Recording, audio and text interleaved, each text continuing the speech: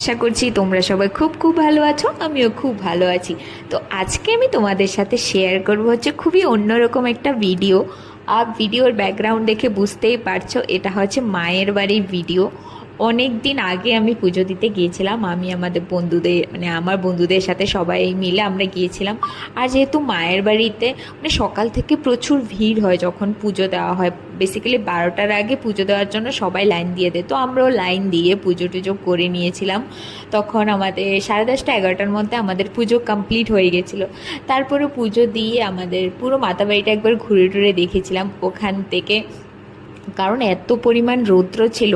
আর তার উপর এত ভিড়, যতই ভিড় হোক রৌদ্র হোক, মায়ের বাড়িতে গেলে আলাদাই একটা শান্তি পাওয়া যায়। মানে মনে মনে আজ পর্যন্ত মায়ের কাছে যা চেয়েছি সবই পেয়েছি, মিথ্যে কথা বলবো না। তো তারপরে ওখানে পুজো টুজো দিয়ে চলে এসেছিলাম পুকুর পাড়ে। আর পুকুর পাড়ে জায়গাটা না আমার কাছে ভীষণ ভালো লাগে, তোমাদের কেমন লাগলো অবশ্যই কিন্তু বলবে। তারপরে মাতার বাড়ি থেকে আমরা চলে গেছিলাম ভুবনেশ্বরী মন্দিরে। ওই ভিডিওটা এটা নেক্সট পার্টে আমি আপলোড করব, কারণ ভিডিওটা অনেক দিন আগে যেহেতু ভিডিওগুলি করেছি, অবশ্যই আমি তোমাদের সাথে আপলোড করব। আর তোমাদের কেমন লাগলো অবশ্যই বলবে, ফলো করে দিতে কিন্তু একদম ভুলবে না। টাটা।